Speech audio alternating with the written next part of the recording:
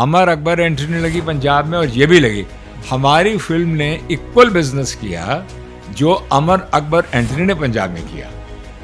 मतलब पंजाबी में हम कहें तो अक्षय कुमार को भी आपने फेल कर दिया। सबको फेल कर दिया था उस जमाने में, कोई वहाँ था ही नहीं। अच्छा। ये तो फिर पैदा ही नहीं हुए थे ना। नहीं, एग्जाम्पल ऐसे ही दिया। उस जमाने में जो बड़े स्टार्स होते थे टीवी पे आना पसंद नहीं करते थे, आपने उनको तैयार कैसे किया है हेमा जी? लोग ये कहते हैं कि यार माइथोलॉजिकल तो सिर्फ आपके जो बूढ़े बुजुर्ग रिटायर्ड लोग हैं वो देखेंगे। हम सुनते थे सबकी बातें और हम मार्केटिंग रिसर्च भी करते उस टाइम पे। हमने इस बात को जाना और समझा कि ये एक बिल्कुल गलत धारणा है। देव साहब वॉज ए वर्सटाइल मैन। हाय धीरज, कैसा है, हाउ आर यू भाई, क्या बात है, क्या लग रहे हो, बहुत स्मार्ट लग रहे हो, ये जैकेट और ये लेदर की ट्राउजर, ये शूज, कमाल की बात है, आओ आओ आओ। मनोज कुमार साहब भरत कुमार के नाम से जाने जाते हैं और हमेशा जाने जाते रहेंगे। अगर आज के फिल्म इंडस्ट्री में से हम कहें आपसे कि भरत कुमार कौन हो कहला सकता है? मनोज साहब थोड़े से कंजूस रहे हमेशा। अच्छा। वो इतनी जल्दी पैसा छोड़ता नहीं थे। हाँ। तो संजीव साहब का एक स्टाइल था कि जिसके घर जाते थे वो अपने घर का खाना किचन का छुपा लेता था। अच्छा। और Modi ji is a hard task master. वो किसी चीज़ को आसानी से छोड़ते नहीं है। उनका काम है perform, reform, transform, otherwise bye bye.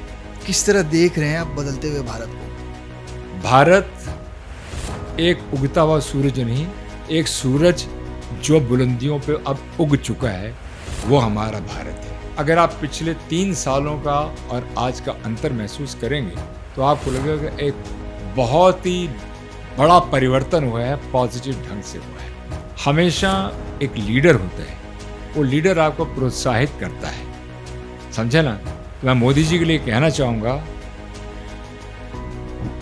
कर्म ही आपकी पहचान है, वरना एक नाम के तो हजारों इंसान हैं। सर, ये जो बदला है भारत, इसमें सिर्फ पिछले 10 सालों में जो सरकार रही है मोदी जी की, सिर्फ उनका ही योगदान है या पिछली सरकारों का भी? देश में एक लहर और है, कुछ ज़्यादा पिछले कुछ दिनों से अगर आप सोशल मीडिया पर देखें, हिंदू मुसलमान का विवाद लेकर जी बहुत ज़्यादा बढ़ता हुआ आपको नज़र आ रहा है, या इसे मतलब किस तरह आप देख रहे हैं? फिल्म इंडस्ट्री में तो नहीं रहा। धर्म जो है एक है, इंसानियत का धर्म है। बिल्कुल। और हम कभी उस धर्म से हटते नहीं हैं। ये चंद पॉलिटिशियंस जो हैं इस मुल्क के, अलग अलग पॉलिटिशियंस हैं, उन्होंने एक मुद्दा बनाया है। आम जनता को इससे कुछ लेना देना नहीं है।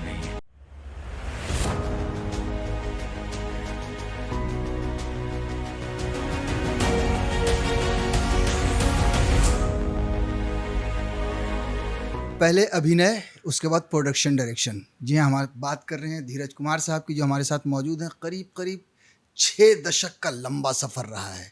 स्वागत है सर आपका। किस तरह से देखते हैं इस सफ़र को आप? मैं अकेला ही चला था जानिबे मंजिल, मगर लोग साथ आते गए और कारवां बनता गया। तो सफ़र को हमेशा ऐसे ही देखना चाहिए। बिल्कुल। ऐसे ही देख रहा हूँ और ऐसे ही देखता रहूँगा।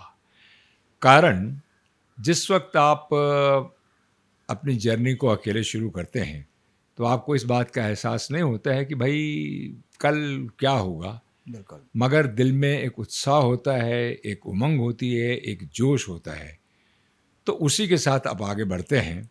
और आहिस्ता आहिस्ता जब आप अपने कर्म क्षेत्र में प्रवेश कर जाते हैं तो लोग आपके कर्म के साथ और आपके साथ जुड़ते चले जाते हैं। बिल्कुल। तो मैं इस सफ़र को एक बहुत ही पॉजिटिव एटीट्यूड से देखता हूँ और मेरा ये मानना है कि इस सफ़र में जो शुरुआत हुई थी, मेरा जो जोश खरोश था, वो आज 6 दशक के बाद भी बिल्कुल बरकरार है इकबाल भाई। बहुत। तो ये बहुत ज़रूरी हो जाता है बिल्कुल। अपने आप को अग्रसर करने के लिए। बिल्कुल। तो इस सफ़र में आपके साथ, जैसा कि अभी आपने जिक्र किया, कारवां बनता गया। इस कारवां में वो कौन कौन से हाथ थे, वो कौन कौन से जो ख़ास तौर से आपके साथ रहे हों? देखिए, सफ़र में तो खैर अनगिनत लोग आए जी। लेकिन उस अनगिनत लोगों में से हमेशा ही कुछ चंद लोग ऐसे होते हैं बिल्कुल। जो आपके साथ हो जाते हैं, आपको गाइड करते हैं, आपके सलाहकार बनते हैं और आपको आगे ले जाने की प्रेरणा देते हैं। जी। तो मैं जिक्र करना चाहूँगा, जब 1985 में फ्रॉम एक्टिंग टू टेलीविज़न में आया। एक्टिंग तो खैर 1969 में पहली फिल्म थी मेरी, जी। लेकिन 1969 से लेकर 1985 तक मेरी जर्नी एज एन एक्टर थी। एज एक्टर ही। उसके बाद 1985 में जर्नी शुरू हुई as a television company creative eye. जी। सबसे पहला मेरा सीरियल था कहाँ गए वो लोग, जिसमें मनोज कुमार साहब का बहुत बड़ा योगदान था। मनोज कुमार साहब दुनिया जानती है कि एक भारत के नाम से जाने जाते थे और जाने जाते रहेंगे, हमेशा रहेंगे, बिल्कुल। अब जब मैंने कहाँ गए लोग का निर्माण करना शुरू किया तो मुझे मनोज साहब से बेटर कोई ऐसा इंसान नहीं लगता था कि जो मुझे प्रेरणा दे और मुझे आगे बढ़ने के लिए एक शाबाशी दे। तो मनोज साहब से मैंने कहा कि भाई मनोज साहब ऐसा है, मैं उनको साहब ही बोलते हैं, साहब ऐसा है कि अब आपको ना ज़रा मेरे साथ एक्टिंग करनी पड़ेगी। अच्छा यार तू प्रोड्यूस करेगा, डायरेक्ट करेगा, मैं तेरा एक्टर। मैं कहा हाँ साहब बिल्कुल। उन्होंने मुझे को यूँ से यूँ देखा, मुस्कुरा के बोले नहीं मुझे कॉन्फिडेंस है आप अच्छा ही करोगे यार तुम। तो राही मासूम रज़ा साहब जोड़े। कहाँ गए लोग के मेरे जो राइटर थे, डायलॉग लिखने वाले, वो राही मासूम रज़ा थे जी। और एक नाम लेना चाहूँगा गंगा प्रसाद माथुर, जिन्होंने ऑल इंडिया रेडियो में हवा महल 32 साल तक लिखा था। 32 long years as a solo writer ही used to write Hawa Mahal. तो ये ताज्जुब की बात थी कि ऐसे इंसान के साथ जब मेरी मुलाकात हुई तो उन्होंने मेरी तरफ देखा और कहा कि भाई चाहते क्या हो। मैं कहा ऐसा है हजूर, मैं चाहता हूँ कुछ ऐसा कार्यक्रम बनाया जाए जो अनकहा हो, अनदेखा हो, अनसुना हो। तो बहुत सोच समझ के उन्होंने कहा आइए शुरुआत करते हैं उन शहीदों की जिनके नाम पर पैदा होने पर झंडे नहीं लहराए गए, जिनके मरने पर मातम नहीं मनाया गया। ऐसी बूंद जिससे समंदर तो बनता है लेकिन समंदर को कोई नहीं जानता और ना ही बूंद को कोई जानता है, तो ऐसे लोग कहाँ चले गए हैं। तो मनोज साहब की मेरे साथ एक बहुत बड़ी अच्छी शुरुआत हुई और उस शुरुआत के बाद तो फिर एक जर्नी जो है लंबी शुरू हो गई। 1985 से वो जर्नी आज भी चल रही है। टीवी की जर्नी पे हम बात करेंगे, लेकिन पहले बड़े पर्दे की आए थे आप एक्टर बन के। जी। कैसा था वो जो 1969 से लेकर 85 तक का दौर, आपको क्रांति तक का दौर? जी देखिए I am from film institute Poona जी। सो वहाँ से निकलने के बाद मेरे साथ सुभाष घाई साहब थे जी। वो मेरे से एक साल सीनियर ही थे। बाकी तो ये शत्रुघ्न सिन्हा, जया भादुरी, ये सब हमारे जूनियर ही थे। तो वहाँ से निकलने के बाद आए तो एक कॉन्टेस्ट हुआ था इस इंडस्ट्री में जिसे कहते हैं film fair United producers talent contest, जिसमें 12 दिग्गज लोग B.R. चोपड़ा, मोहन सहगल, J.M. प्रकाश, सुबोध मुखर्जी, नासिर हुसैन, शक्ति सामंत, ऐसे ऐसे दिग्गज लोग थे। तो इस कंटेस्ट में हमारे से बहुत साल पहले धर्मेंद्र साहब आए थे जी। तो इसमें आए कौन? 3 लोग। एक आए जो सुपरस्टार बने हिंदुस्तान के, राजेश खन्ना। दूसरे आए सुभाष घाई जो सुपर डायरेक्टर बने और तीसरे आए उनका नाम था पुरुषोत्तम। अच्छा। और वो पुरुषोत्तम आपके सामने बैठे हैं। तो आप भी सुपर प्रोड्यूसर बन ही गए? जी, मैं सुपर प्रोड्यूसर बन गया, भगवान की दया से सुपर डायरेक्टर बना और मुझे अपने आप को भी सुपर कहने में कोई संकोच नहीं है, क्योंकि यदि आप खुद की ही तारीफ नहीं करेंगे, अपने ही काम की तारीफ नहीं करेंगे, खुद को ही अगर उत्साहित नहीं करेंगे तो आपको कोई प्रोत्साहित नहीं करेगा। बिल्कुल। तो खैर, तो ये जर्नी वहाँ से शुरू हुई। फिल्म थी रातों का राजा। Raton Ka Raja was my first film which was release in 1970। उसके बाद बहुत सारी फिल्में आई, दीदार, बहरूपिया, बहारों फूल बरसाओ, बिजली। उसके बाद जो अच्छी और बड़ी बड़ी फिल्में आई, रोटी कपड़ा और मकान, उधार का सिंदूर, स्वामी, क्रांति, शिरडी के साईं बाबा, आतिश वगैरह वगैरह वगैरह, कितनी फिल्में आई। लंबी लिस्ट, बहुत लंबी लिस्ट है। तो उसके बाद पंजाबी फिल्मों का दौर शुरू हुआ। अच्छा। जिसमें मैं एज एन एक्टर गया। अच्छा। तो मुझे किसी पंजाबी प्रोड्यूसर, दहेज। अच्छा। तो मुझसे एक प्रोड्यूसर साहब थे, सरदार हसनपुरी साहब। तो वो एक दिन आए मुझसे घर पर मिलने और मुझसे कहा कि भाई ओ धीरज जी इंज है कि तुसी ना पंजाबी फिल्म करो साडे नाल। मैं कहा यार पंजाबी फिल्म मैंने तो लाइफ में की नहीं है। हाँ। तो और कमाल कर दो तुझे पंजाब दी शान हो। मैं कहा जी मैं शान कहाँ से हो गया, मैं तो अभी तक पंजाबी फिल्म ही नहीं की है। बोले नहीं आप पंजाबी पुत्र तो हो। मैं कहा हाँ जी। तो आप पहली फिल्म करी हमारे साथ दाज। तो मुझे बड़ा मज़ा आया और फॉर्चुनेटली दैट फिल्म इकबाल भाई बहुत बड़ी हिट हो गई। इतनी सुपर हिट हुई कि उस ज़माने में अमर अकबर एंटनी, अच्छा। अमर अकबर एंटनी लगी पंजाब में और ये भी लगी। हमारी फिल्म ने इक्वल बिजनेस किया जो अमर अकबर एंटनी ने पंजाब में किया। बहुत बड़ी बात है। यस। तो उससे एक और उत्साह बढ़ गया हाँ। कि अच्छा करना चाहिए। तो बहुत सारे प्रोड्यूसर आ गए। तो हर हमारी इंडस्ट्री की एक रवायत है हाँ, कि साहब आपकी एक फिल्म चलेगी तो उसके बाद तो लाइन से लोग आ जाते हैं। तो हमारे पास लोग आ गए सब आप प्रोड्यूस करिए। और मैं कहा पैसे वैसे नहीं है, मैं प्रोड्यूस कहाँ से करूँगा। कहते नहीं साहब आप हीरो को पैसे थोड़ा लगाने होते हैं, आप खाली काम करिए पैसा हम ले आएंगे। अच्छा। मैं कहा वेरी गुड। तो एक सरदार साहब थे जसवंत सिंह साहब, तो वो लुधियाना के रहने वाले थे, वो भी आए। तो उनके साथ मैंने मिल के फिल्म बनाई फौजी चाचा। अच्छा। तो संजीव कुमार साहब को मैंने फौजी चाचा का रोल किया, टाइटल रोल प्ले करवाया उनसे, दोस्ती बहुत थी। हाँ। और ख़ुद मैंने एक रोमांटिक रोल किया। तो उसके बाद तो फिर अनगिनत फिल्में, मैं समझता हूँ कि 3 साल लगातार मैंने काम किया था। अच्छा। 21 फिल्में 3 साल में। हाँ। तो 7 फिल्में ऑन एन एवरेज एक साल में मेरी रिलीज़ हुई, जिसमें से मेरी 16 फिल्में सुपर हिट हुई। आप मतलब पंजाबी में हम कहें तो अक्षय कुमार को भी आपने फेल कर दिया। सबको फेल कर दिया था उस ज़माने में, कोई वहाँ था ही नहीं। अच्छा। ये तो फिर पैदा ही नहीं हुए थे ना। हाँ, नहीं मैं एग्जांपल ऐसे ही दिया। यस, वो तो आप कहेंगे आज की तारीख में बहुत ज़्यादा काम वही करते हैं अक्षय कुमार। हाँ। दलजीत दुशान जो हैं, हाँ। दुशान और दूसरे, ये तो पैदा ही नहीं हुए थे। तो ये ज़माना तो 70 के दशक 80 के बीच के ही दशक की बातें थी ये। तो वो बड़ा एक अच्छी जर्नी रही, बहुत अच्छा सिलसिला चलता रहा। लेकिन उसमें क्या हुआ कि मनोज साहब ने एक दिन मुझे फ़ोन किया। मैं इतना बिजी हो गया था, मैं बम्बई आता ही नहीं था। अच्छा। और रोटी कपड़ा मकान की शूटिंग चल रही थी। तो पता लग गया कि रोटी कपड़ा मकान में हमारे जो कुछ चंद एक्टर्स थे वो अवेलेबल नहीं थे। अब मनोज साहब ने पूरा एक शेड्यूल बनाया जिसमें मैं, अमिताभ बच्चन, वो भी नए थे उस टाइम पे, हाँ। ये सब चाहिए। और मनोज साहब और मौसमी चटर्जी और मैं ये था। तो उन्होंने फ़ोन करके पंजाबी में कहा, ओए की कर रहे हैं तू उत्थे पंजाब च। मैं कहा सर जी पाजी कुछ नहीं, शूटिंग कर रहा हूँ। और शूटिंग करेगा तो रोटी कपड़ा मकान की शूटिंग नहीं होती है क्या? मैं कहा नहीं सर। नहीं तू इस तरह कर बेटे, तू पंजाब में रह जा। अच्छा। तू पंजाबी हीरो बन जा, तेरा कुछ नहीं होने वाला। मैं कहा सर यहाँ तो सुपर हिट, ओए कुएँ के अंदर सुपर हिट हो गए, समंदर में भी आ गए तो सुपर हिट होना कि नहीं होना है। मैं कहा नहीं सर, अच्छी बात है पंजाबी फिल्में करना, लेकिन कुएं से लेकर जिस बड़े समंदर से तो गया वहाँ वापस आ जा।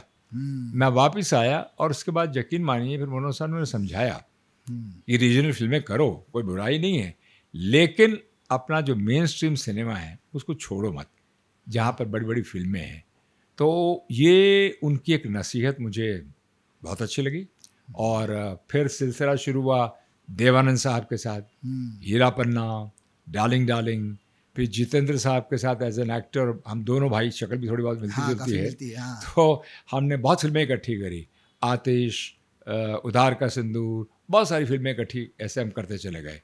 तो एक दौर ऐसा चलता गया कि जिसके अंदर से आप यूँ मान लीजिए इकबाल साहब, सफ़र तो चल रहा था, लेकिन उस सफ़र में ना मुझे कहीं एक बेचैनी होती थी। अच्छा। ऐसा लगता था कि यार कहीं कुछ खो सा गया हूँ मैं मिसिंग हूँ। कभी मैं हीरो बनता हूँ, कभी मैं विलन बनता हूँ, कभी मैं पॉजिटिव कैरेक्टर्स बड़ी बड़ी फिल्मों में कर लेता हूँ, लेकिन मेरा गंतव्य, मेरी मंजिल वो क्या है। तो मैं एक दिन ऐसे ही यूँ बैठा हुआ था, तो मेरे बड़े भाई साहब विंग कमांडर देवेंद्र दास साहब एयरफोर्स में थे जी। तो वो बम्बई आए। तो उन्होंने मुझसे आके पूछा, भाई तू बड़ा उदास सा बैठा हुआ है, क्या बात है।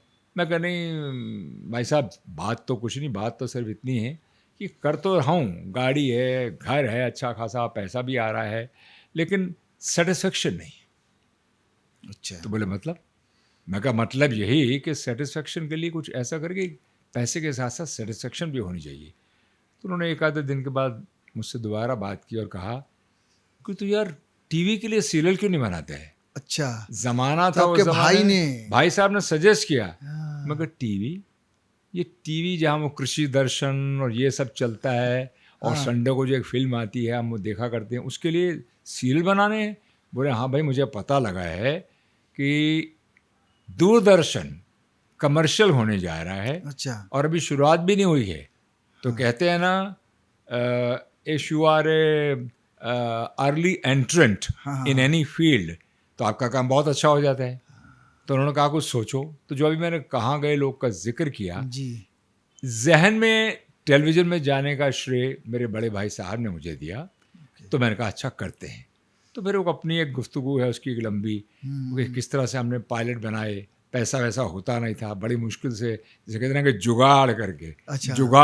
जुगाड़ करके हमने पैसे जमा किए। उस ज़माने में इक्विपमेंट की कॉस्ट ट्रेमेंडस होती थी, बहुत होती समझे ना। थी, हाँ। आर्टिस्ट की कॉस्ट कम थी और इक्विपमेंट की कॉस्ट ज़्यादा थी एक्चुअली। तो वो भी एक वैन होती थी और हार्डली 1 या 2 सप्लायर होते थे। तो वो वैन में फिट करके आते थे। तो मुझे पहले कहा कि साहब हम एक दिन का 45,000 रुपये लेंगे। मगर सिर्फ 45,000 रुपया लेंगे आप? तो हमें कुछ ज्ञान तो था नहीं। मगर साहब 45,000 रुपया तो क्यों, कुछ हमने कम कह दिया? मैं कहा कम? आपने तो मेरा आधा बजट कह दिया उठा के। 45,000 रुपये मैं कहाँ से दूंगा?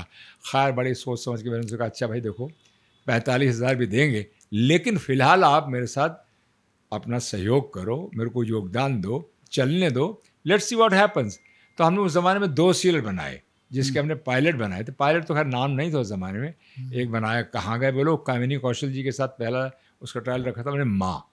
और अच्छा। उन सभी में मैं प्रोड्यूसर, डायरेक्टर, एक्टर ही था। हाँ। और एक हमने बनाया the world's best stories, like O Henry, Maupassant, अच्छा। उनको लेकर बनाया खजाना। हमारे दोनों ही सीरियल पास हो गए, लेकिन खजाना हमने छोड़ दिया और कहाँ गए लोग से फिर टेलीविज़न की शुरुआत करी।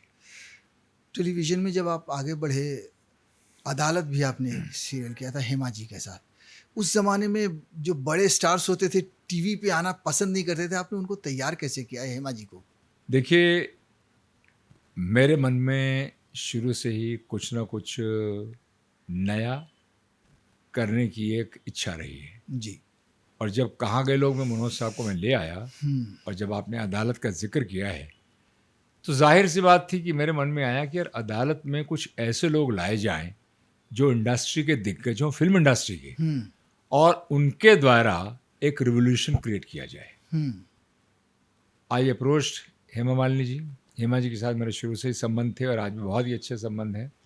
तो मैंने उनसे कहा she was the superstar. She said no Dheeraj, what is this TV, television, what is television, I have not heard of television. अच्छा। मैं कहा हेमा जी, जब कुछ चीज़ आहिस्ता आहिस्ता बड़ी बनती है तभी उसकी आवाज़ की गूंज होती है, बिल्कुल। अभी कहाँ से होगी?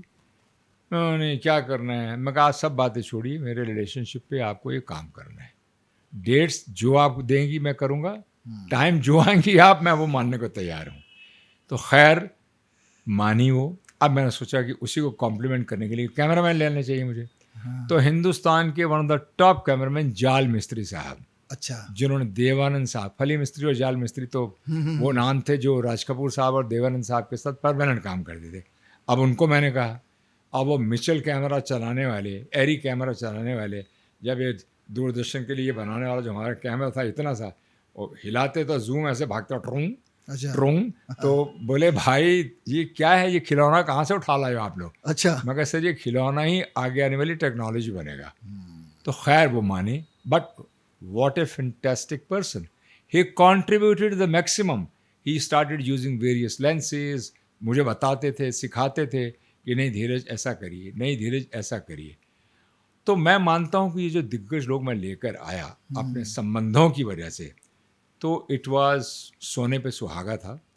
And it was a great journey with those stalwarts where I commenced my second serial Adalat. तो धीरज जी, आपने टीवी को ज़मीन से लेकर आसमान तक पहुंचते हुए देखा है। मतलब 80 के जी। दशक से शुरू किया और एक वो भी दौर था डेली सोप, करोड़ों दर्शक, हर घर में टीवी की गूंज। जी। इस दौर को बदलते हुए आपने किस तरह से देखा, किस तरह से उसकी परिभाषा देंगे? देखिए, कोई भी चीज़ की जब शुरुआत होती है जी। तो उसकी अपनी एक पहचान बनती है। तो दौर ही ऐसा था कि जिसमें हमने ही मैं बता दूं आपको कि कहाँ गए वो लोग, अदालत, संसार, फैमिली ड्रामा, घर संसार, फैमिली ड्रामा, और उसके साथ साथ हमने कुछ भी हो सकता है, ना जाने अनगिनत सीरियल शुरू कर दिए। 16,000 घंटे, 16,000 hours of television we have made till date. तो बहुत बड़ी उसमें बात हमने बहुत सारे उतार चढ़ाव देखे। जब हम ये सीरियल, जब एक सास बहू का भी बहुत ज़माना था, और इसमें एकता कपूर का क्रेडिट है, मैं कभी ये नहीं कहता, जिसका क्रेडिट था, she was also revolutionise Indian television through her own serials and in her own way rather. तो हमें लगा यार आपको डिफरेंट करना चाहिए। ये ज़माना 1985 से चलते चलते हम लोग आ गए थे शायद 93-94 तक। हमने तब तक बहुत सारे satellite, Zee was the first satellite to start actually, उनके लिए पहला serial for Zee TV we made call Apradh, और इन सभी सीरीज में as an actor, producer, director मैं था, और कभी कभी राइटिंग का भी काम करता था। तो मेरा अकेला ही, कहते ना वो दिल का जब पूरा था ना, पूरा बाहर निकल रहा था ये सब करना, और भगवान की दया से बहुत अच्छा चल रहा था। We had a very good team also, where are wonderful writers, wonderful people, wonderful technicians, and by the time we are progressing very fast actually. आज जिस ऑफिस में बैठ के आप मुझसे बात कर रहे हैं, ये उसी की ही तो देन है। बिल्कुल। तो हम 96 तक यहाँ तक आ चुके थे। तो मेरी वाइफ, अब वाइफ का जिक्र चला तो ये भी कह दें कि she was an air hostess, Jubi Kochar. Jubin Godrej थी, गॉडरेज फैमिली से बिलोंग करती हैं जी। और उसके बाद कोचर हुई। Kochar is my surname ji. Okay. तो वो मेरी ज़िंदगी में आ गई थी। तो उन्होंने कहा कि देखो भाई, ये तो बहुत कर रहे हो, मेरे साथ ही थी। आज मेरे ऑफिस में जो मेरे साथ सेकंड कुर्सी रहती है वो उन्हीं की रहती है, भले वो आके काम करे या ना करे। अच्छा। तो उन्होंने मुझसे कहा कि कुछ हटके करना चाहिए, ये नहीं करना चाहिए कि भाई बहुत किया तुमने, you have done everything. We have made serials in Hindi language, we have made serials in all regional language, Tamil, Telugu, Malayalam, Kannada, Bhojpuri, Bengali, Gujarati, even in Sanskrit language. Sanskrit language में बनाने वाला कोई महारथी विद ड्यू रिगार्ड्स मैं कह सकता हूँ कि इस इंडस्ट्री में कोई नहीं है। हमने अभिज्ञान शकुंतलम बनाया, और हमने Sushma Vallari the beautiful creeper ये बनाया। दोनों ही कालिदास की रचना थी ये। तो खैर, उन्होंने कहा कि मैंने सोचा है कि अगर महाभारत आ रहा है, रामायण शुरू हो चुकी हुई है, हम भगवान शिव पे क्यों ना बनाएं। अच्छा। ये बात थी नॉट इन 95-96, ये बात उसने मुझे कही थी सन 1988 1988 में। अभी 3 साल हुए थे कंपनी को हमारी। जी। तो मैं कहा हाँ जुबी, बात तो ठीक है, लेकिन ये हमारे फोटे से, हमारे उससे पहले फोटे क्या होता है। तुम एक्टर थे, तुम्हें पता था सीरियल क्या बनते हैं, तुम्हें मालूम था डायरेक्शन क्या होती है। आज तुम एक अच्छे खासे डायरेक्टर बन गए हो, राइटिंग करते हो, एक्टर भी हो, प्रोड्यूसर भी हो, बिजनेसमैन भी बन गए हो। तो अंदर से एक आग पैदा करो खुद के अंदर। कहते हैं ना, खुद ही को कर बुलंद इतना कि हर तकदीर से पहले खुदा बंदे से खुद पूछे कि बता तेरी रजा क्या है। बिल्कुल। अरे भाई, खुद सोचो, अल्लाह भी पूछ लेगा, भगवान भी पूछ लेगा आपसे। हाँ। तो जनाब बस उन्होंने कर दिया। तो हमने कहा अच्छा, हम शिव पे, शिव भक्त हम शुरू से ही थे जी। शुरू से हमारे संस्कारों में। मेरी बिल्डिंग का नाम भी कैलाश प्लाजा ही है। अच्छा। मेरी कंपनी नाम क्रिएटिव आई। तो क्रिएटिव भगवान शिव की आँख है, त्रिनेत्र जिसे बोलते हैं। तो हमने अपना ये कार्यक्रम शिव का बना लिया कि करना है। बहुत सारे राइटर जुड़ने शुरू हुए। Oriental research institute of Baroda, that is the only institution of its kind in India, जिन्होंने वेद, उपनिषद, पुराण, ऋचास के ऊपर सालों साल रिसर्च की और पीएचडी के पेपर्स बनाते हैं, उनके साथ हम जुड़े। तो बहुत नाम है। प्रोफेसर मधुसूदन पाठक उस ज़माने में थे, वो डीन हुए उसके। हमारे साथ फिर राही साहब जुड़े, डॉक्टर अचला नागर जुड़ी, प्रोफेसर दर्शन लाल जुड़े। मतलब बहुत बहुत नाम, और मतलब 10 लोगों की टीम बनी राइटर्स की। यकीन नहीं करेंगे, आपके दर्शकों को मैं कहना चाहता हूँ, दर्शकों, 9 years in research we took. 9 साल शिव की हमने सीरियल बनाने पहले किया था 1988-87 में। 1996 में टेलीकास्ट स्टार्ट किया था इसका। बहुत मेहनत और बहुत अच्छा। एक चीज़ और सर, देख रहे हैं हम आपके जो पोस्टर्स वगैरह भी, उसमें बहुत सारे ऐसे माइथोलॉजिकल सीरियल्स आपने बनाए हैं। जी सर, जब हमने भगवान शिव की शुरुआत कर दी, या भगवान शिव ने हमसे शुरुआत करवा ली, तो उसके बाद तो इकबाल साहब फिर भगवान की बड़ी कृपा रही। आज 16,000 घंटे में से 5,500 आवर्स सिर्फ माइथोलॉजी है।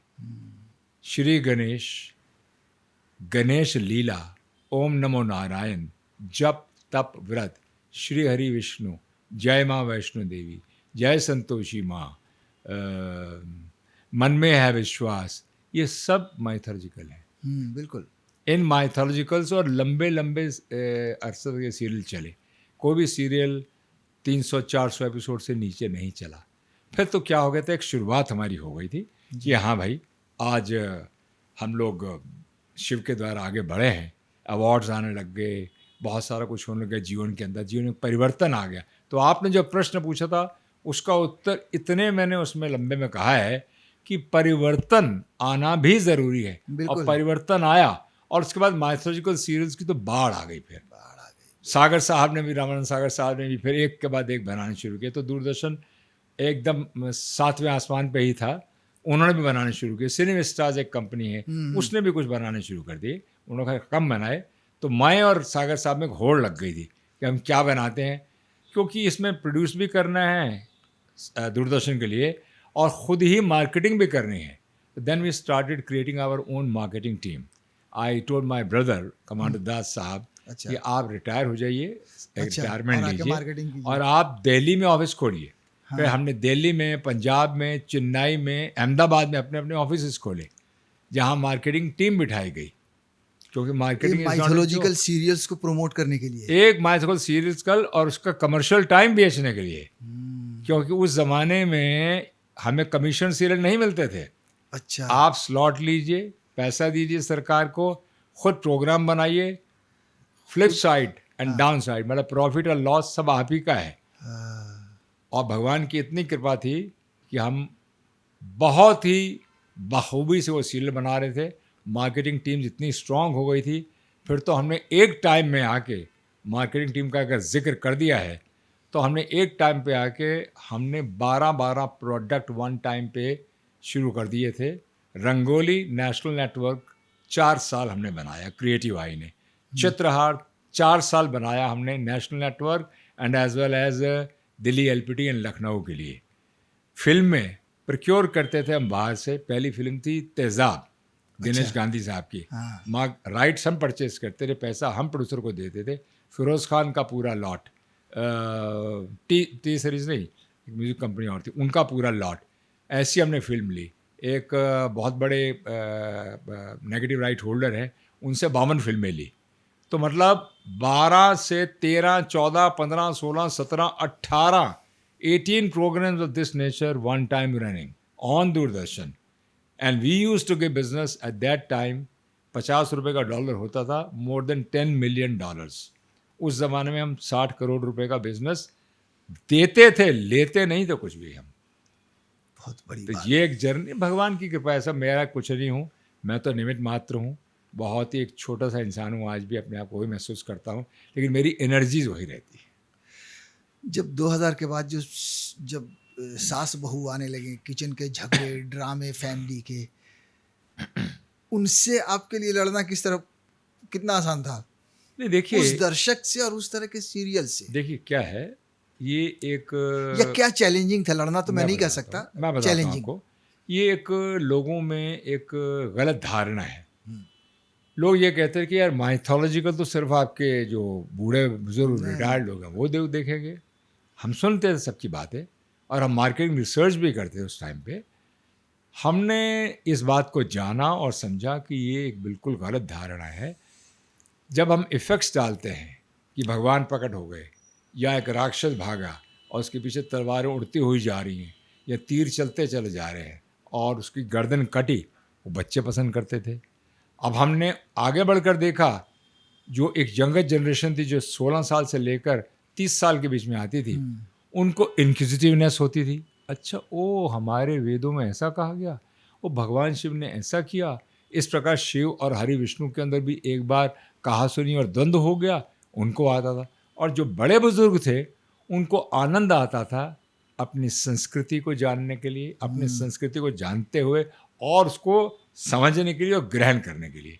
तो हमारे लिए कोई कभी भी टफ टास्क नहीं रहा, बल्कि मैं ये कहूँगा कि माइथोलॉजिकल उनके सामने उनके लिए एक टफ टास्क हो गए थे कि हम किस तरह से करें, क्या करें, उनको रास्ता खोजना पड़ेगा।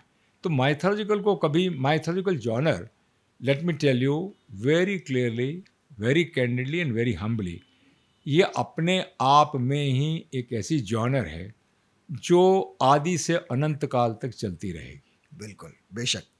उसका कारण है, उसका कारण देखिए, जब आप माँ दुर्गा पे बनाते हैं या वैष्णो देवी पे बनाते हैं या शिव पे बनाते हैं, हनुमान जी पे या कृष्ण पे बनाते हैं, ना तो उनका अटायर चेंज होता है, ना ही उनके कपड़े चेंज होते हैं, ना ही भगवान कृष्ण का मोरपंख या मुकुट चेंज होने वाला है, ना ही माँ वैष्णो देवी की माँ दुर्गा का शेर चेंज होने वाला है।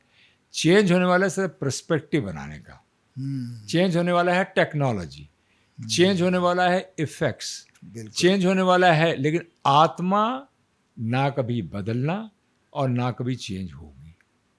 आज तक भी जो हम बना रहे हैं जी, हम आज भी बहुत कुछ कर रहे हैं माइथोलॉजी में, लेकिन हमने आत्मा वहीं रखी है, क्योंकि जो आत्मा है, जहाँ आपकी आस्था है, आस्था और विश्वास किसी भी धर्म के लिए बहुत अपना अपना ज़रूरी होता है।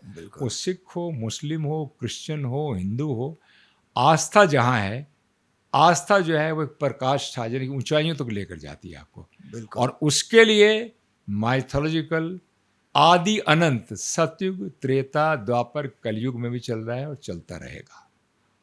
बिल्कुल, इसमें कोई शक नहीं। लगता है अब टीवी का दौर थोड़ा सा नीचे जा रहा है जब डिजिटल इतना ऊपर आ रहा है। देखिए, समय और परिवर्तन जीवन का एक नियम होता है। बिल्कुल, परिवर्तनशील जीवन है। परिवर्तन अगर बेटर के लिए हो रहा है तो आपको उसे ग्रहण कर लेना चाहिए, उसे पकड़ लेना चाहिए आप। आज के दौर में जब हम बात करते हैं डिजिटल, बिकॉज मैं, मेरी टीम, मेरे लोग बाग, मेरे एमडी हैं Sunil Gupta, is a young man of 50, मेरे साथ पिछले 20-22 साल से जुड़े हुए हैं। संध्या रियाज मेरी creative director, head of film and TV, Suraj मेरे चीफ एडिटर हैं, और जितने भी मेरे बाकी के लोग हैं, ये सब लोग समय के साथ बदलते हैं जी, और समय के साथ साथ परिवर्तन अपने आप में लाते हैं, सीखते हैं क्या हो रहा है। आज जो डिजिटल आ रहा है, इससे compliment to linear TV.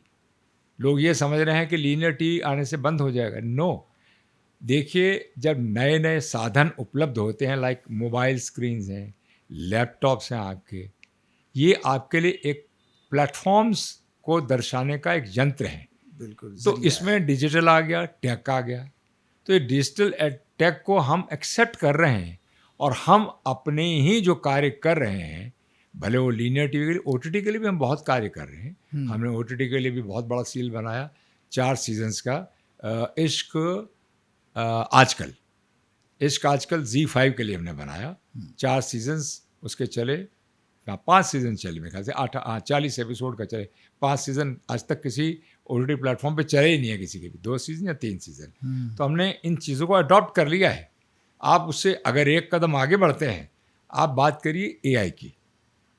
AI, artificial intelligence, is a tool to help you in the media sector. Don't take artificial intelligence is a hindrance. AI आपकी मदद कर रही है।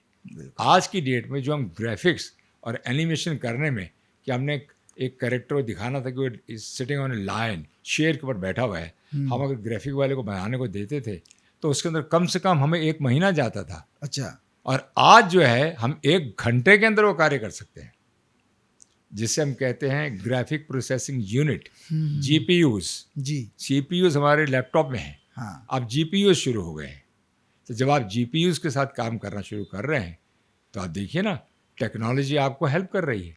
और लोग ये समझ रहे हैं कि टेक्नोलॉजी से लोगों की नौकरियां चली जाएंगी, वो भी गलत है। क्योंकि जो लोग, हाँ, स्किल्ड लोगों की ज़्यादा ज़रूरत होगी। अगर आप स्किल्ड नहीं हैं तो जाहिर सी बात है आपको तकलीफ होगी। और अगर आप स्किल्ड हैं तो आप जिस तनख्वाह पे काम करते हो, तनख्वाहें डबल हो जाएंगी। तो जीपीयू की मदद से तो we are creating wonders actually. बिल्कुल धीरज जी, मतलब आपसे बात करके ऐसा लग रहा है कि वाकई में जो पहला दिन था आपका, और 6 दशक के बाद भी आज भी वही एक्साइटमेंट और अपने आप को बदलने की जो चाह है वो आपकी, वो अद्भुत है। बहुत ऐसा है sir, I am a learner.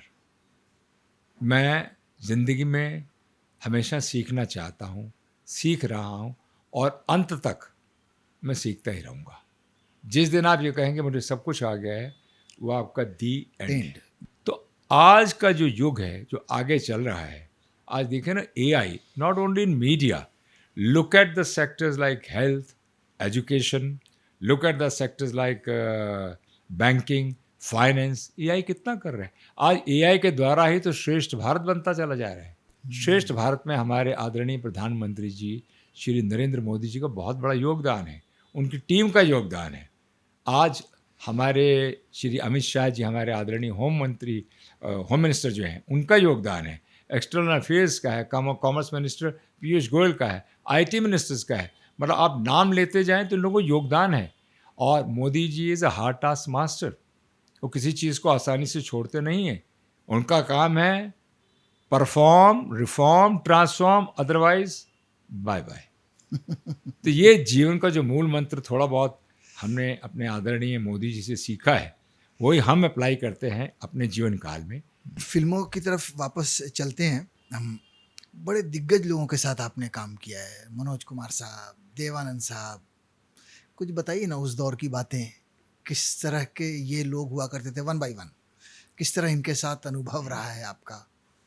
चलिए हम शुरुआत करते हैं एक बड़ी ही खूबसूरत पर्सनैलिटी देवानंद साहब से। जी। देवानंद साहब के साथ मैंने कई फिल्में की, हीरा पन्ना, डार्लिंग डार्लिंग और इश्क इश्क इश्क।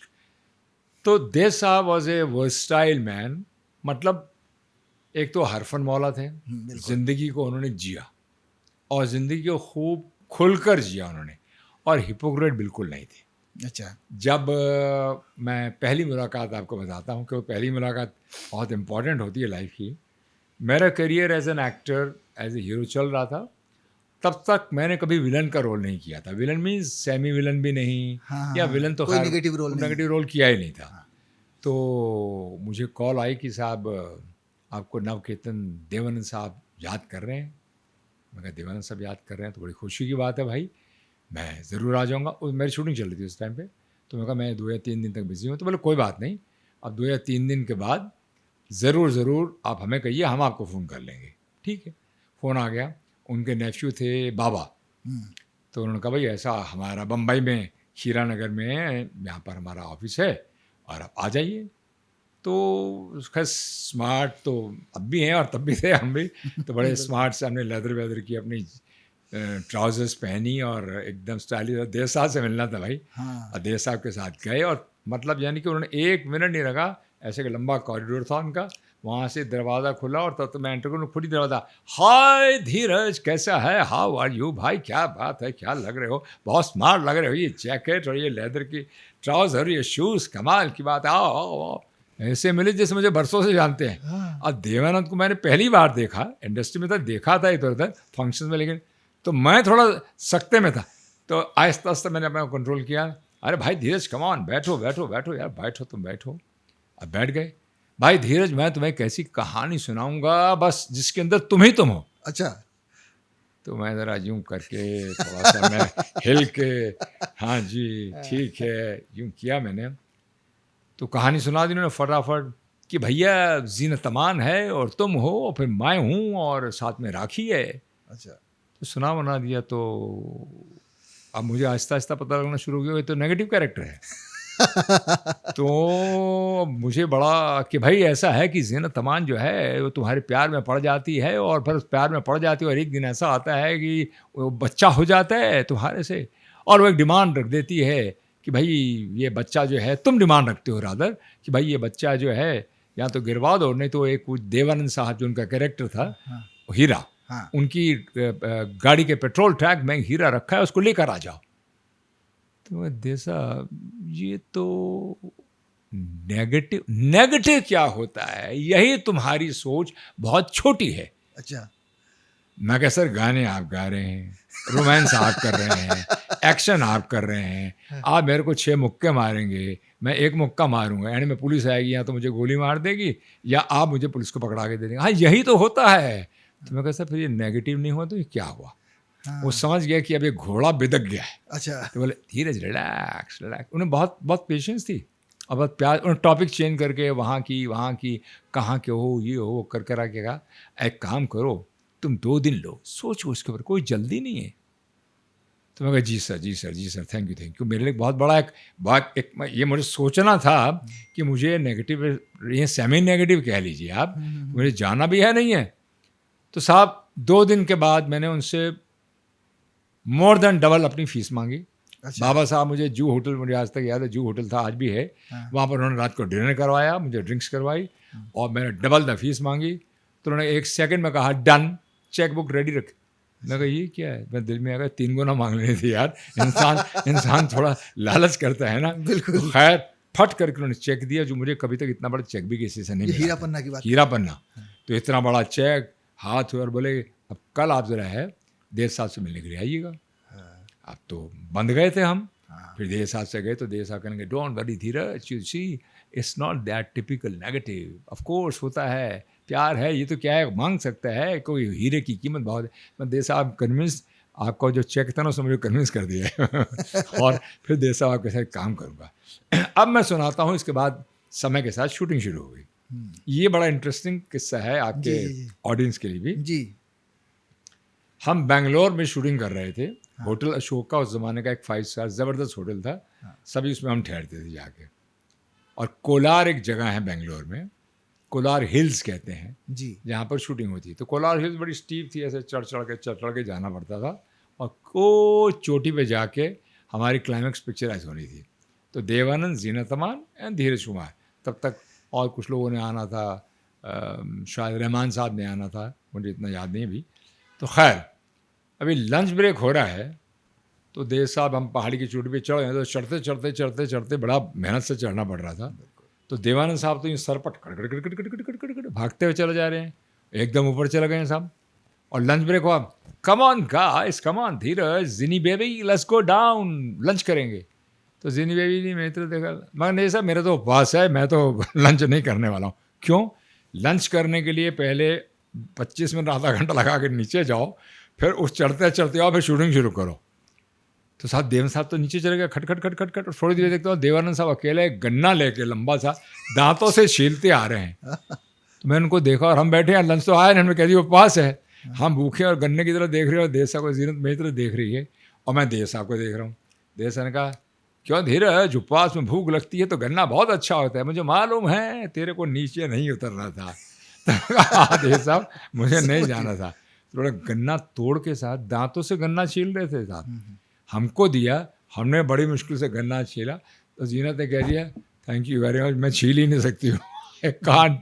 तो ये देव साहब की पर्सनैलिटी थी he was a wonderful human being. और मनोज साहब के बारे में भी कुछ इंटरेस्टिंग बातें हैं। मनोज साहब मैच्योर्ड प्यार बहुत करते थे मुझे दिल से और छोटा भाई मानते थे अपना। मेरी शादी में उनका बहुत बड़ा योगदान रहा। जब मेरी शादी थी तो मैं कहा मनोज साहब शादी तो जीवन में एक ही बार होती है ना साहेब तो थोड़ा कुछ हंगामे से कर रही है तो थोड़ा धन लक्ष्मी ज़्यादा चाहिए। अच्छा की कर रही है मैं कहा शादी में की कर रही है क्या होता है धन लक्ष्मी से इंसान शादी होती है। और मेरी शादी में बहुत लोग आए थे हम प्रिविलेज दिलीप कुमार साहब से लेकर राजेंद्र कुमार जितेंद्र विनोद मेहरा सुजीत कुमार प्रदीप कुमार वासु चटर्जी और भी कई हीरोज़ थे। शादी के भी बहुत साल हो गए हैं। तो मनोज साहब भंगड़ा डालता वो जोगिंदर भंगड़ा मास्टर था वो। तो मनोज साहब थोड़े से कंजूस रहे हमेशा। अच्छा वो इतनी जल्दी पैसा छोड़ता नहीं थे। हाँ। उन्होंने मेरे काम के लिए तो दे दिया ऑफ कोर्स मैं काम भी कर रहा था उनके साथ। रोटी कपड़ा मकान की शूटिंग भी चल रही थी और मुझे ज़्यादा ही दिया उन्होंने ऐसा नहीं कहूँगा।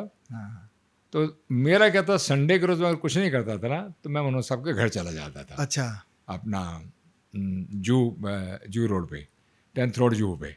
तो वहाँ भाभी शशि भाभी जी मनोज साहब और हम खाना वाना इकट्ठे खाते थे और मेरी माँ मेरे साथ तब तक यहाँ आ गई हुई थी।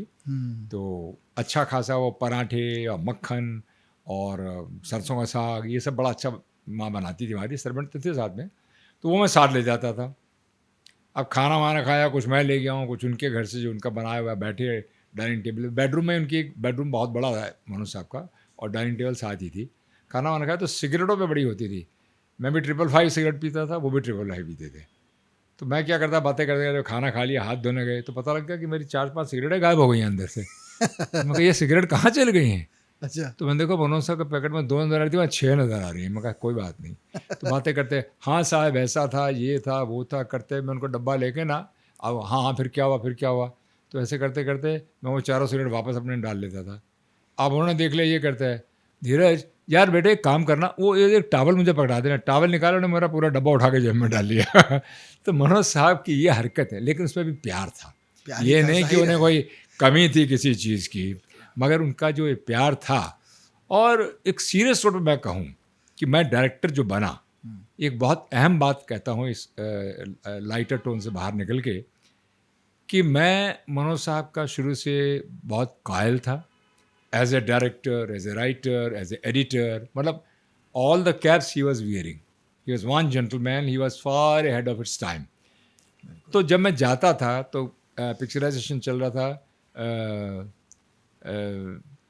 तेरी 2 टकियां दी नौकरी मेरा लखां दा सावन जाए। तो मैं जाके बैठ जाता, मेरी डेट नहीं थी तो मनोज साहब देख लेते यूँ करके। समझ गए? अच्छा, लंच ब्रेक हो गया। वो यार तेरी शूटिंग वूटिंग तो है नहीं, तू क्या करने आता आज? मैं कहा जी बात ये है कि तो मैं समझ गया हूँ, तो कंटिन्यूस आता है और तू मेरे हर शॉट को बड़े ध्यान से देखते हैं, डायरेक्शन का शौक रखते हैं। मैं कहा अच्छा। तो कहते बहुत अच्छी बात है, डायरेक्शन पढ़ने से नहीं होती है, डायरेक्शन समझने से, देखने से, सीखने से होती है। तो मैं बहुत इंस्पायर हुआ। तो मेरे जो आगे के आप कहाँ गए लोग देखेंगे, या अदालत देखेंगे, या संसार देखेंगे, कोई भी देखेंगे, आपको उसमें मनोज साहब की झलक नज़र आएगी। मेरी टेकिंग के अंदर, मेरी कटिंग के अंदर। उनको एक शॉट शुरू से उनका एक रहा था कि 1 शॉट, सिंगल शॉट, 1 सीन। अच्छा। उनका अगर मान लीजिए ट्रॉली राइट टू लेफ्ट चली, तो लेफ्ट टू राइट कैरेक्टर चला, उसके बाद कैमरा पैन कर गया, कैरेक्टर चलता गया, सामने एक मिरर है, मिरर में कैरेक्टर गया, वहाँ पर उन्होंने मिरर में कैरेक्टर को जाके जूम किया और फिर पैन मार के वापस आ गए। तो 1-1 हमेशा कहते, दिलीप साहब को भी क्रांति में और हम लोगों को भी, पूरा सीन याद कर लो भैया, रट लो, जैसा समझना है, जो भाव लाना अपना ले आओ, जो तुम्हारे टैलेंट है। तो this I learn from Shri Manoj Kumar ji. और आज इस दुनिया में नहीं है, मैं इतना ही कहूँगा, एक बेहतरीन इंसान, प्यार करने वाले इंसान। शायद लोग उन्हें सिर्फ भारत के नाम से जानते हैं, लेकिन भारत के अलावा जो खूबियाँ और भी थी, भारत की खूबियाँ तो उनमें थी ही थी। उनकी फिल्में बेमिसाल फिल्में, शहीद से लेकर, क्रांति से लेकर, पूरा पश्चिम से लेकर, आप शोर से लेकर, कौन सी ऐसी फिल्म है जिसमें उन्होंने कमाल नहीं दिखाया था? बिल्कुल। एक गुणों का भंडार थे। शिरडी के साईं बाबा जब हमने उनके साथ की तो एक अलग रूप उनका नज़र आया, लिरिक्स राइटर का भी। क्या खूब लिखते थे वो। शिरडी के साईं बाबा के सारे गाने मनोज साहब ने खुद लिखे थे जी। क्रांति में दिलीप साहब थे, जी। मनोज कुमार साहब, वो अनुभव कैसा था आपका उस फिल्म में? इतनी बड़ी फिल्म थी। देखिए, वो तो एक बहुत बड़ी स्टार कास्ट की फिल्म थी। दिलीप कुमार साहब, मनोज कुमार साहब, शत्रुघ्न सिन्हा, शशि कपूर साहब, प्रवीण बाबी, जीनत अमान, तो सॉरी क्रांति, हेमा मालिनी। हेमा मालिनी। तो इतनी बड़ी स्टार कास्ट थी, उतनी बड़ी स्टार कास्ट के बीच में थे, तो जाहिर सी बात है कि आपको कोई बहुत बड़ी फुटेज तो नहीं मिल सकती थी, लेकिन सीखने को बहुत कुछ मिला। उनके साथ बैठ के, दिलीप साहब के साथ बैठ के, मेकअप रूम में बैठ के, बहुत दिलीप साहब हमेशा ही अपने जो छोटे रहे हैं उम्र में, या जो आए थे इंडस्ट्री के अंदर, उनको बहुत प्यार देते थे वो। तो I learned a lot, and specifically let me tell you, I learned a lot from Manoj Kumar Sahab. मैंने बहुत कुछ सीखा है, और उनके संबंध मेरे सिर्फ एक फिल्मी संबंध नहीं रहे। इसके लिए आज जब हाल में उनका देहांत हुआ, मैं उनके बहुत टच में रहा। अपने कोकिला बहन में ही हमेशा एडमिट हो जाते थे जाके बेचारे। तो मैं मजाक में कहता रहा कि साहेब ये को मंदिर है क्या? कहते हाँ भाई मंदिर, ये समझ लो इस सफ़र का ये मेरा मंदिर है, और इस मंदिर में मैं आ जाता हूँ। मगर साहब इस मंदिर में मत आया करिए, क्योंकि इस मंदिर में आप आते हैं तो हमारे दिल को तकलीफ़ होती है। आप किसी दूसरे मंदिर की बात करें तो दिल में तकलीफ़ नहीं होगी। तो उनके जाने का बहुत दुख है, और दुख आज भी है और सदा रहेगा। उनके आखिरी दिन कैसे गुजरे, जैसा कि अभी आपने कहा? देखिए, मैं आखिरी दिनों पे तो ज़्यादा कुछ टिप्पणी नहीं देना चाहूँगा, खाली इतना ही कहूँगा कि हाँ, जब इंसान का स्वास्थ्य अच्छा नहीं होता है, हाँ, तो ज़ाहिर-सी बात है कि तकलीफ़ें तो होती होती हैं। तो वो तकलीफ़ें जो उन्होंने सही हैं, वो तो वही या उनके घरवाले बयान कर सकते हैं। शशि भाभी, हैट्स ऑफ टू हर। उनके साले साहब हैं अशोक भूषण साहब, उनके बेटे हैं कुणाल एंड विशाल, उनका भाई है पिंकू। तो पूरे परिवार ने उनका साथ दिया, पूरा परिवार उनके साथ खड़ा रहा। तो ये एक बहुत बड़ी बात होती है कि दुख जो है परिवार के साथ होने से कम हो जाता है। बिल्कुल, बाँट वो कहावत भी है ना, खुशियाँ बाँटने से बढ़ती है, जी, दुख बाँटने से कम होता कम है। होता है। तो ये दुख बाँटने से कम ही हुआ था उनका।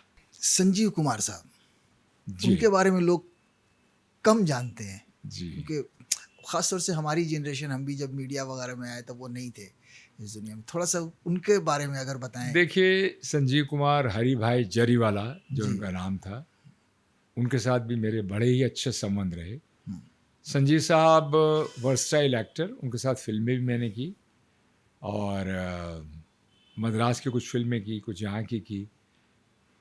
But he was a man in his own it self. खाने पीने के शौकीन थे, दुनिया जानती है। एक बार वो मुकरी साहब एक एक्टर थे, हाँ हाँ हाँ, तो संजीव साहब का एक स्टाइल था कि जिसके घर जाते थे वो अपने घर का खाना किचन का छुपा लेता था पूरा। अच्छा। तो पता लगता था कि संजीव साहब बातों बातों में एक यूं करके ज़रा 2-3 नींबू पानी पिए अपने, हाँ। टक टक टक करके लाल रंग के नींबू पानी, हाँ। और किचन में चले गए और बाहर निकले और बाहर से वहीं के वहीं चले गए, पता लगा मेहमानों का सारा खाना गायब हो गया है। अच्छा। इतना खाने का शौक था उनको। हमारे घर पे पाली हिल पे, मेरी पत्नी का जो घर है यहाँ बांद्रा पाली हिल पे, जी जी। तो उनकी मदर थी और ये था, तो बोले नहीं नहीं नहीं, संजीव को बुलाओ, संजीव को बुलाओ, मैं बहुत बड़ी फ़ैन हूँ उनकी। मेरी पत्नी भी उनकी फ़ैन रही। मैं अच्छा, तो संजीव साहब भी पाली हिल ही रहते थे, तो उनको मैंने कहा, तो आते हमेशा लेट थे, अगर आपने उनको 9 बजे कहा तो रात को 11 बजे आएंगे, ओह। क्योंकि उनका दिन ही लेट शुरू होता था, फिर हाँ। डबल शूटिंग करना। अब 11 बजे आए तो नींबू पानी बोतलों में रख के हमने पीना शुरू किया। तो हम तो ज़रा नींबू पानी के लाल रंग के बस 2 ही नींबू पानी पी के पीते जा रहे हैं। नींबू पानी की एक बोतल ख़त्म हो गई, दूसरी ख़त्म हो गई, खाना आ गया, खाना ख़त्म हो गया। बोले यार बहुत टाइम हो गया यार, कुछ खाना वाना नहीं लगवाओगे क्या? अच्छा। मैं कहा साहब, मैं कहा अरे भाई ये खाना आप हमारा सबका आप खा चुके हैं। वाकई में खा चुका हूँ क्या? मैं कहा आइए ज़रा किचन में। तो मैं तो किचन में नहीं गया। मैं कहा हमने कब कहा आप किचन में थे? किचन यहाँ आपके लिए आ गया था। तो पता लगा सुबह के 5:30 बजे महफिल बर्खास्त हुई, नीचे गाड़ी में बैठे और 7:15 की फ़्लाइट मद्रास शूटिंग थी, उसके लिए चले गए। But again he was a good man. फौजी चाचा हमने एक फिल्म बनाई थी जी। जिसमें संजीव साहब को एक सेंट्रल रोल के लिए मैंने लिया था। काम था सिर्फ 2 दिन का, अच्छा। और 2 दिन से मैंने बढ़ाया 6 दिन, हाँ। 4 दिन और बढ़ गए। 7वां दिन आ गया तो बोल गए फ्री में कितना काम कराएगा मेरे। मैं कहा जी फ्री में कभी कभी फ्री भी कर लेना चाहिए, फ्री में 7 दिन बहुत होते हैं। अरे मैं कहा संजीव भाई जोर से बोल दो, फ्री में 7 दिन, 7 दिन ये 17 दिन लगेंगे। ही वर्क फॉर 17 डेज। अच्छा। एंड बिलीव इट और नॉट, मैं दावे के साथ कह सकता हूँ किसी ने उनकी तरफ से, उन्होंने खुद कभी भी एक बार कहा हो कि मुझे, जबकि वो कंजूस कहलाते रहे, एक बार नहीं उन्होंने मुझसे कहा कि भैया मुझे इसका मेहनताना है, पैसे क्यों नहीं दिए। कौन सी फिल्म की जिक्र किया अभी? फौजी चाचा, फौजी संजीव चाचा। कुमार इन फौजी चाचा। हाँ। यस। मनोज कुमार साहब भरत कुमार के नाम से जाने जाते हैं और हमेशा जाने जाते रहेंगे। अगर आज के फिल्म इंडस्ट्री में से हम कहें आपसे कि भरत कुमार कौन हो कहला सकता है?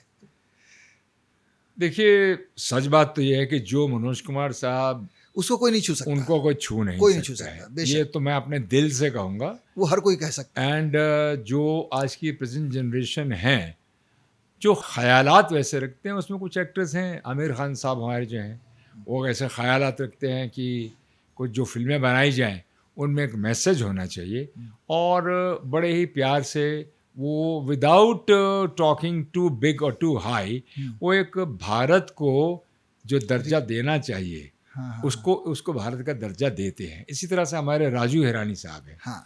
अब राजू हिरानी साहब की भी आप सारी फिल्में देखिए, कोई भी फिल्म उठाइए उनकी, आप नाम ले लीजिए उनकी फिल्म का, मुन्ना भाई एमबीबीएस, मुन्ना भाई एमबीबीएस ले लीजिए, मुन्ना भाई, हाँ कोई भी ले लीजिए। हाँ। हर फिल्म में आप क्या देखेंगे कि उन्होंने भारत को एक संदेश दिया है।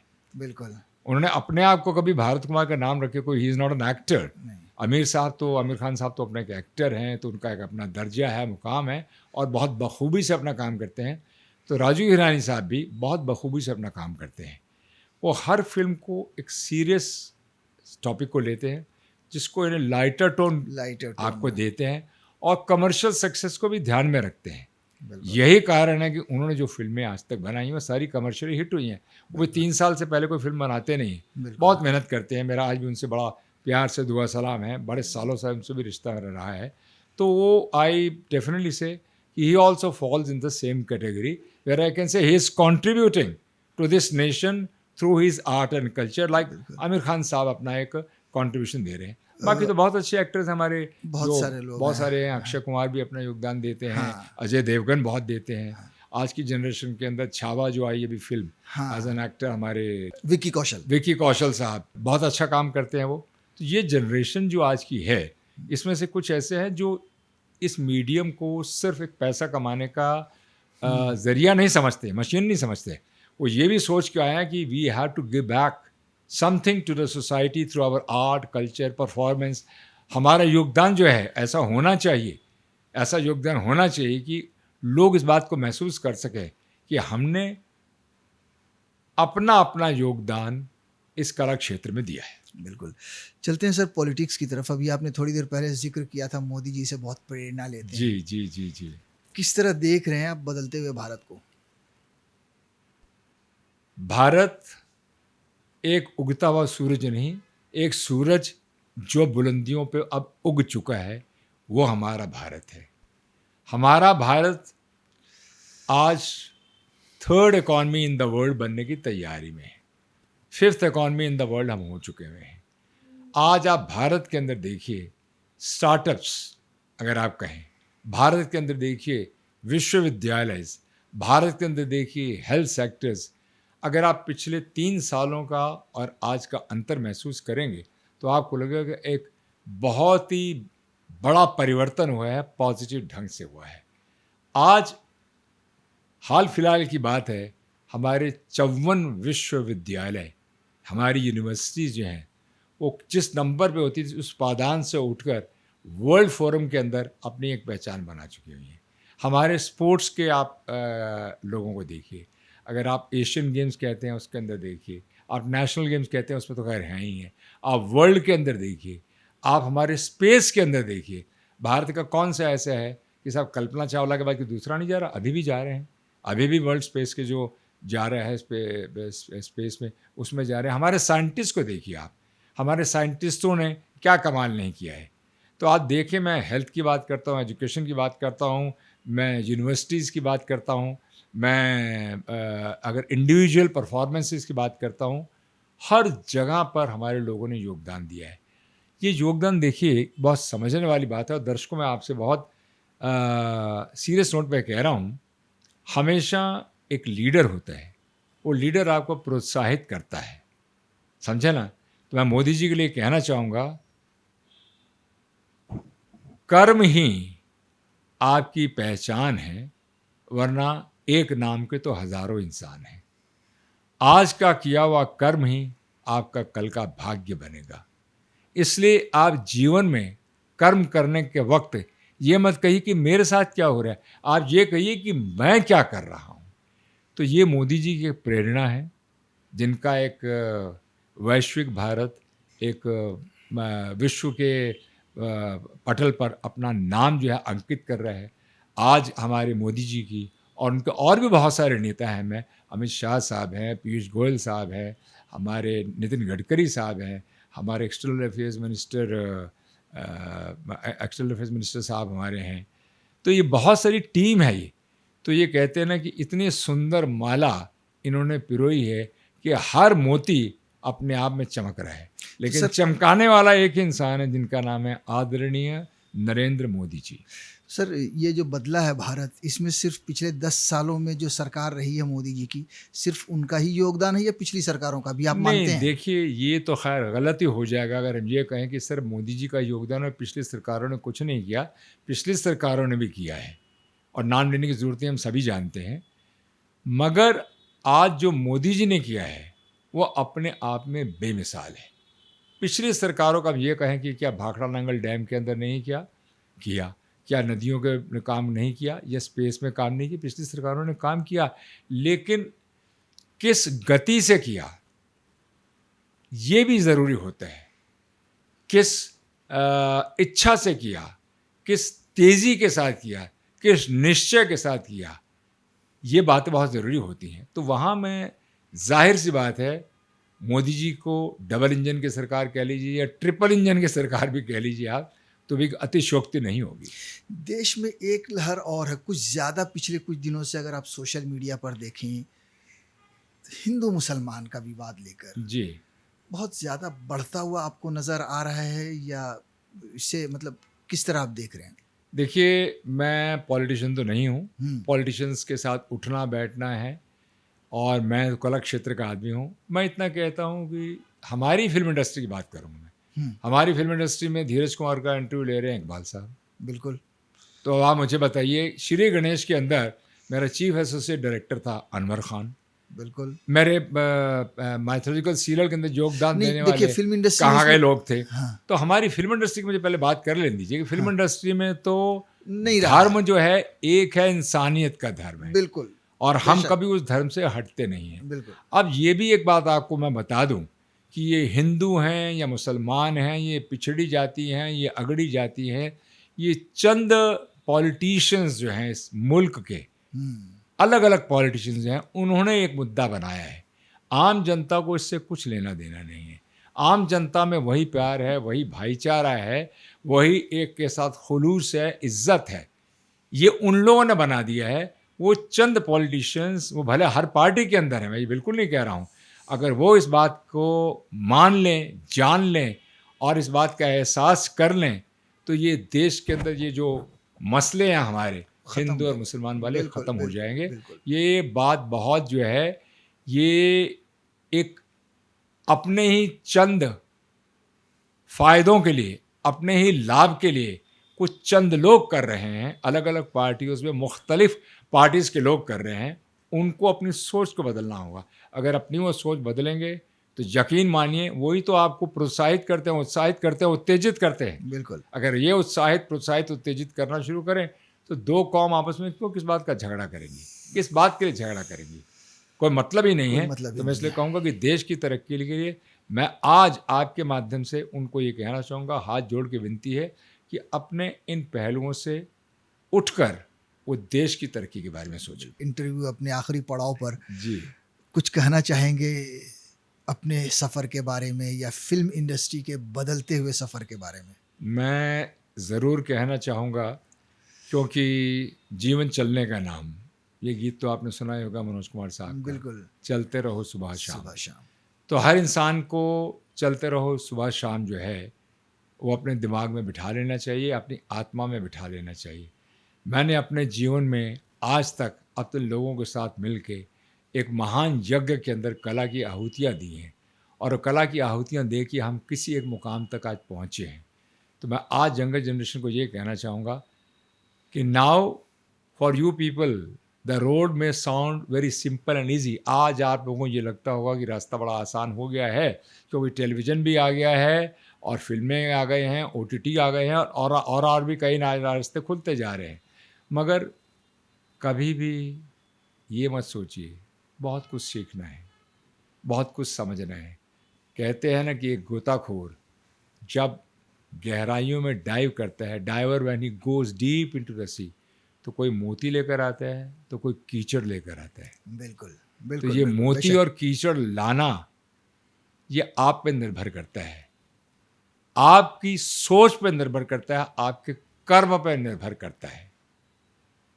कहते हैं कि इंसान, कौन कहता है कि इंसान खाली हाथ आता है और खाली हाथ जाता है? इंसान अपना भाग्य लेकर आता है और कर्म लेकर जाता है। बिल्कुल, बेशक, बेशक। तो आप अपना कर्म ही लेकर जाएंगे। तो यदि आप अपने कर्म लेकर जाना चाहते हैं तो सत्कर्म भी करिए, मेहनत मशक्क़त तो करते ही रहिए, और अपने साथ साथ जो आपके साथ दूसरे लोग हैं जो शायद अभी नीचे हैं, उनको भी उठाने की कोशिश करिए, क्योंकि ज़िंदगी में लोगों की दुआएं बहुत काम आती हैं, और जब लोगों की दुआएं आपको लगती हैं तो आपका ऊपर का परमात्मा आपका साथ देता है। जीसस क्राइस्ट, अल्लाह, यीशु मसीह, हमारे बाबा नानक जी, सभी आपका साथ देते हैं। And it's your believe, have believe, have faith in your self. खुद पे भरोसा रखिए, अंत भला ही होगा। बहुत बहुत शुक्रिया सर, थैंक यू, आपने इतना समय थैंक यू, दिया। Thank you very much, thank you and thanks a lot for bearing me कि आपको बहुत समय से मैं अपनी बातों से बोर कर रहा हूँ। बिल्कुल नहीं, आपको कोई बहुत ही गलती हो गई दिलचस्प, हो, बहुत दिलचस्प कहानियां कोई आपसे सुनने गलती को हो गई हो, मिली। उसके लिए मैं क्षमा प्रार्थी हूँ और उम्मीद करता हूँ कि जो हमने बातें कही हैं आप लोगों को सभी को पसंद आएंगी। Thank you, thank you. जय हिंद, जय भारत। जय भारत। श्रेष्ठ भारत पर खबरों से जुड़े रहने के लिए चैनल को सब्सक्राइब और लाइक करें, बेल आइकन दबाएं और देखते रहें श्रेष्ठ भारत।